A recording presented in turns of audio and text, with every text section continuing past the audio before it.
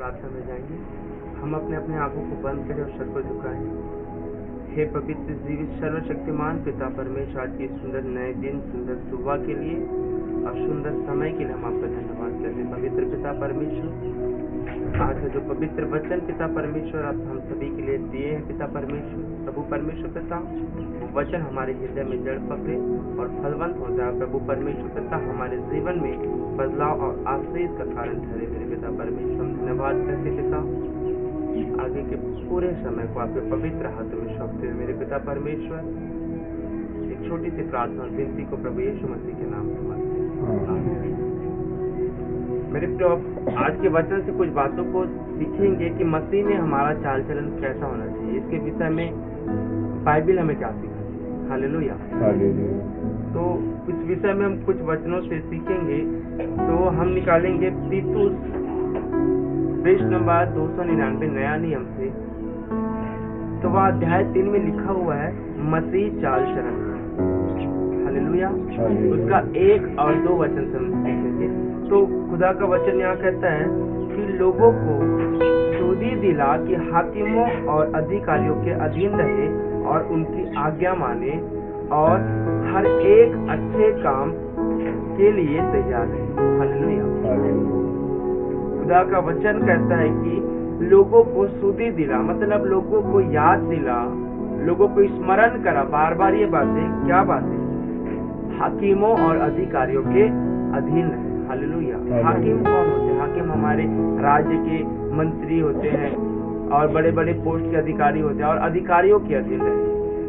उनके द्वारा जो आज्ञाएं निकाली जाती है उनके अधीन रहे और उनकी आज्ञाओं को माने और हर एक अच्छे काम करने के लिए तैयार रहे। हालेलुया।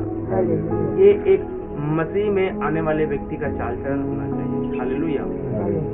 कि वो अपने राजाओं का भी भय माने और अधिकारियों का भी भय माने और उनकी आज्ञाओं के अनुसार चले और दूसरे लोगों को भी इन बातों का स्मरण कराए, सुधि दिलाए और लिखा है हर एक अच्छे काम करने के लिए तैयार रहे। जब भी हमें कुछ अच्छे काम करने का अवसर मिले तो हमेशा उसके लिए तैयार रहे। हमें और लिखा है, खुदा का वचन कहता है किसी को बदनाम न करे। क्या न करे? किसी को बदनाम न करे और झगड़ालू न हो पर कोमल स्वभाव की। हालेलुया। किसी को बदनाम न करे। मनुष्य का स्वभाव होता है कि बहुत जल्दी वो दूसरे की बदनामी करना चालू कर देता है। जब उसको पता चलता है कि उस व्यक्ति ने मेरे विषय में कहा तो वो उसको इतना नीचे गिराना चालू कर देता है, इतना बदनाम करना चालू कर देता है दूसरे लोगों के साथ में कि उसकी कोई सीमा नहीं होती। हालेलुया। इसीलिए खुदा का वचन कहता है तुम में कोई बदनाम करने वाला ना हो। कोई बदनाम ना करे, ना झगड़ालू हो, परंतु क्या हो? कोमल स्वभाव के हो और सब मनुष्यों के साथ बड़ी नम्रता के साथ। हालेलुया। तो हम कैसे किसी को क्षमा कर सकते हैं? कैसे किसी को हम बदनाम नहीं करेंगे? बदनाम वो व्यक्ति कभी नहीं करेगा जब वो उसको क्षमा कर पाएगा। तो क्षमा, जब हम नम्र होंगे तभी हम क्षमा कर पाएंगे। इसीलिए खुदा का वचन कहता है मेरे प्रियो कि हर एक सब मनुष्यों के साथ बड़ी नम्रता के साथ रहे। प्रभु यीशु मसीह ने भी हमें यही बातें बोली कि आओ मुझसे सीखो कि मैं कितना नम्र और मन में दीन हूं। हालेलुया। दीन व्यक्ति अपने आप को छोटा बना लेता है। जैसे मसीह की दीनता के विषय में हम जब बाइबल में पढ़ते हैं तो लिखा है उसने आप ही परमेश्वर के पुत्र होते हुए भी, राजाओं का राजा होते हुए भी अपने आप को दास के रूप में इस पृथ्वी पर प्रकट करके अपना जीवन व्यतीत किया ताकि हमें इन बातों को सिखा सके। हालेलुया। तो ये दीनता होती है और एक नम्रता व्यक्ति, नम्र व्यक्ति अपने बदनाम करने वाले को भी क्षमा करता है परंतु ना कि उसको और बदनाम करता है। हालेलुया।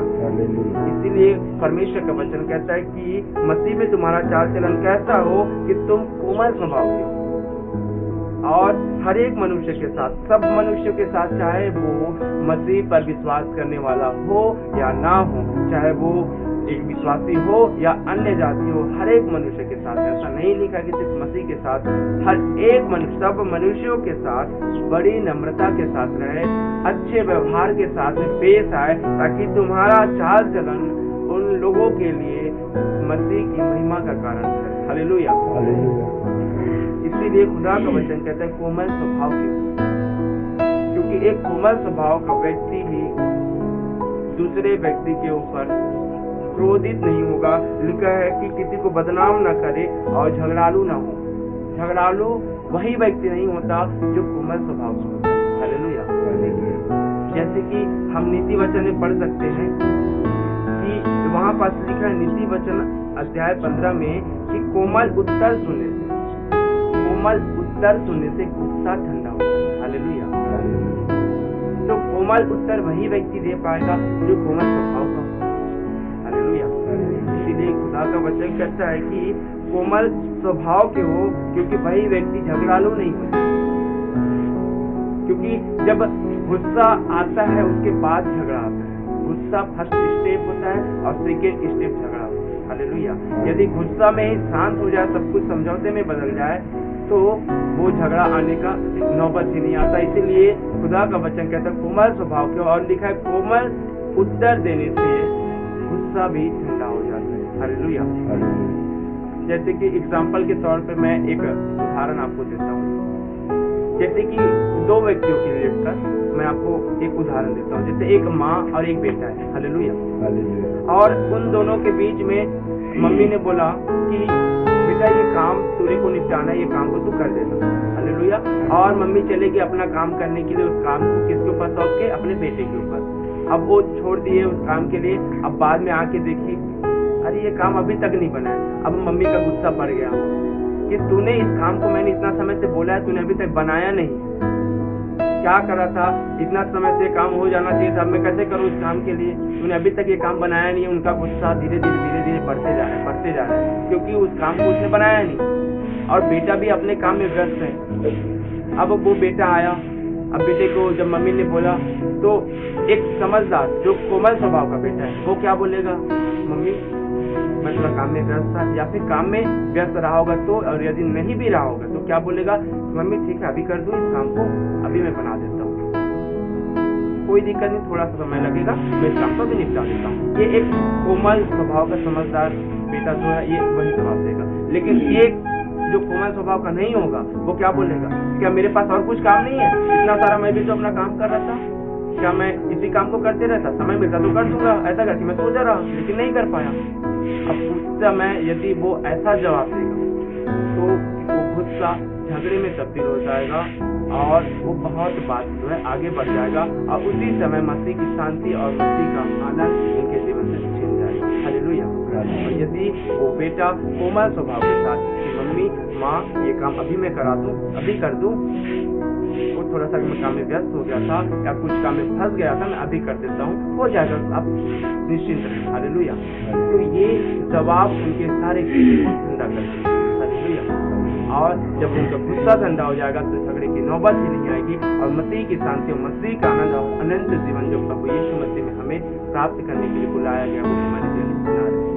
हालेलुया। इसीलिए खुदा का वचन कहता है कि कोमल स्वभाव के हो, क्योंकि जब तक हम कोमल स्वभाव के नहीं होंगे तो हम कोमल उत्तर देंगे। क्योंकि कोमल स्वभाव का व्यक्ति ही कोमल उत्तर देगा, और जिससे गुस्सा भी ठंडा हो जाता है और वो झगड़े में तब्दील नहीं हो पाएगा, और उस समय में शैतान भी उस समय का फायदा नहीं उठा पाएगा, और वो झगड़ा, वो गुस्सा, वो शांत हो जाएगा, और मसीह का शांति और मसीह का प्रेम और मसीह का आनंद हमारे जीवन में बना है। हालेलुया। और यही मसीह का चाल चलन हमारे जीवन में होना चाहिए। हमें, क्योंकि लिखा है किसी को बदनाम न करे, झगड़ालू न हो, कोमल स्वभाव के। हालेलुया। कोमल स्वभाव के हो और सब मनुष्यों के साथ नम्रता के साथ, क्योंकि एक नम्र व्यक्ति ही दूसरे को क्षमा कर पाएगा और दूसरों की भलाई के लिए कोशिश कर पाएगा। हालेलुया। कोई बात नहीं, वो मुझे नहीं समझ पाया, वांदा नहीं, कोई बात नहीं, लेकिन मैं तो उसको समझता हूँ। हालेलुया। ठीक है, उसने गलती किया, मैं क्षमा कर देता हूँ। हालेलुया। मेरे परमेश्वर ने मुझसे कहा है तो एक दूसरे के तुम अपराध क्षमा करना, तो तुम्हारा स्वर्गीय पिता तुम्हारा अपराध क्षमा करेगा। एक नम्र व्यक्ति क्या बोलेगा, ठीक है मैं उसके अपराध को क्षमा करता हूँ, मैं छोड़ देता हूँ, मुझे कोई दिक्कत नहीं है। हालेलुया। तो इसीलिए परमेश्वर का वचन कहता है मेरे प्रियो कि सब मनुष्यों के साथ बड़ी नम्रता से रहो। हमें आज के वचन परमेश्वर सबको आशीष दे।